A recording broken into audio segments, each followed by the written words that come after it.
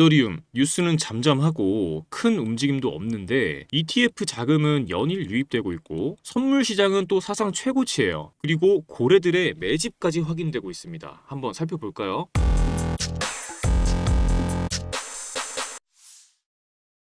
안녕하세요. 신조 있는 코인 투자 김신조입니다. 지금부터 이더리움에 도대체 어떤 일이 일어나고 있는지, 그리고 이 흐름 속에서 우리가 어떻게 투자 전략을 세워야 할지를 하나하나 한번 설명을 드려볼게요. 자, 최근 글로벌 시장은 이제 이스라엘과 이란 사이의 긴장 고조로 인해서 전반적인 투자 심리를 짓누르고 있는 상황이에요. 비트코인도 이더리움도 일시적으로 하락했죠. 그래서 하락장인가 하고 생각하시는 분들 좀 계셨을 건데, 하지만 이런 상황 속에서도 이더리움 ETF에는 자금이 미친 듯이 들어오고 있었습니다. 자, 6월 17일 기준 이더리움 관련 현물 ETF에 총 1110만 달러의 순유입이 있었고, 여기서 눈에 띄는 건 블랙록의 ETF가 하루 만에 3,670만 달러가 유입이 됐거든요. 이걸 일주일 전체로 보면 5억 2,800만 달러, 개인 투자자의 유입까지 포함하면은 총 6억 9,900만 달러, 하나로 약 9,593억에 달하는 자금이 유입됐습니다. 이게 단순한 수치로 보이시나요? 그게 아니라 기관은 지금 이더리움을 분할 매수하고 있다, 이렇게 해석을 하셔야 되는 건데, 자, 잘 아시겠지만 개미는 하락하면 팔고 상승하면 그때서 따라 붙습니다. 뉴스가 터지고 나서야 움직이는 거죠. 하지만 기관은 달라요.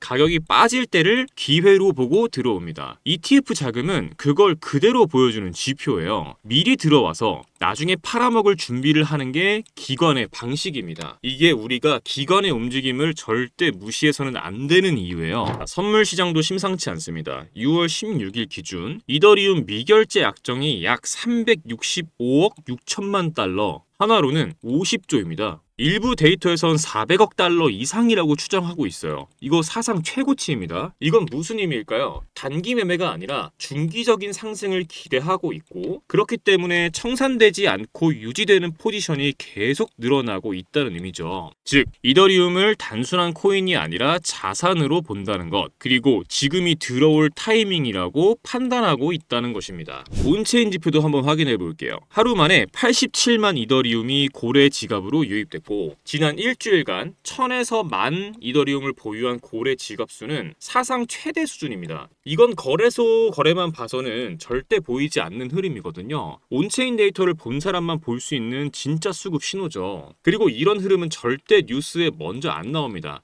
이건 먼저 보는 사람들이 바로 시장의 승자거든요. 이더리움은 이제 단순한 투자 대상이 아니라는 거예요. 그 위에서 돌아가는 DApp, NFT, 스테이블 코인, 디파이까지 이미 세계 최대의 블록체인 생태계를 형성을 하고 있고, 그리고 최근 덴쿤 업데이트 이후에 레이어2 수수료는 줄고 사용량은 오히려 늘고 있습니다. 즉, 지금은 단순히 차트상 눌림이지 기술적으로는 더 단단해지고 있는 구간이라는 거죠. 한마디로 이더리움은 겉은 조용하지만 속은 시끄러운 상황이라는 겁니다. 이거 진짜 중요한 타이밍이에요. 자, 우리는 지금 법정 통화, 블록체인, 결제 인프라, 자산 시장이 하나로 연결되는 거대한 전환점 위에 서 있거든요. 이 흐름은 단순히 코인 가격이 오르냐 마느냐의 문제가 아니에요. 기존 금융질서 자체가 재구성되고 있는 흐름, 그 안에서 우리는 투기꾼이 아닌 투자자로서 기술, 인프라, 구조적인 연결성을 볼 수 있어야 합니다. 지금 이 순간에도 겉으로는 조용하지만 내부적으로는 급속도로 성장 중인 영역이 있는 거거든요. 바로 이더리움 생태계의 구조적인 확장이에요.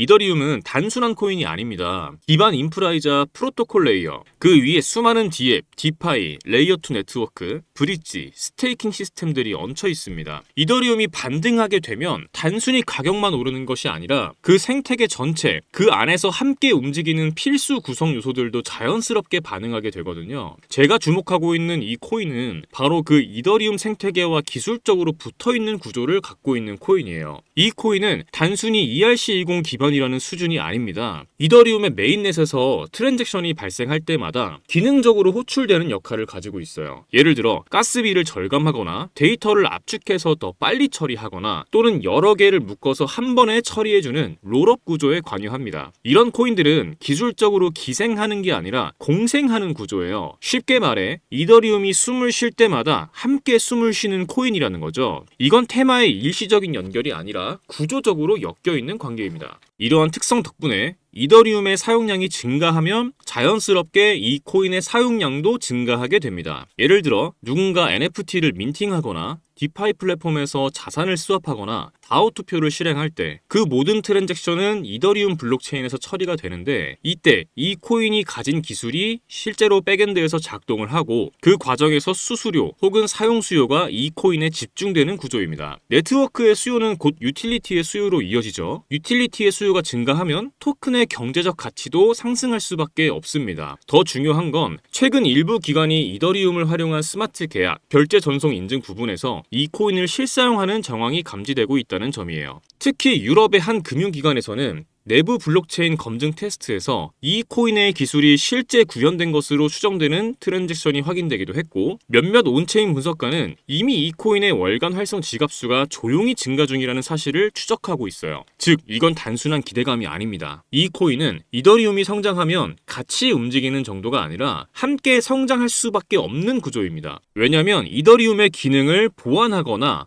확장하는 역할이기 때문입니다. 즉, 이더리움의 가격이 오르면 사람들이 더 많이 사용하고, 그럴수록 이 코인의 필요성도 커지고 수요도 같이 올라가게 되는 거죠. 이게 왜 중요하냐면 이더리움의 트랜잭션 수는 2024년 후반부터 급증하고 있어요. 이러한 흐름은 결국 이더리움의 사용량 폭증으로 이어지는 건데, 이때 이더리움 생태계에서 실질적인 부담을 덜어주고 거래 효율을 끌어올리는 역할을 하는 코인이 있다면, 그 코인은 이더리움이 성장할수록 더 필수적인 존재가 될 수밖에 없겠죠. 즉, 테마의 연동이 아니라 함께 움직여야만 하는 관계라는 겁니다. 지금은 조용해요. 하지만 저는 이 조용함을 기회로 보고 있습니다. 차트가 반등하고 뉴스가 쏟아진 다음엔 누구나 말하죠.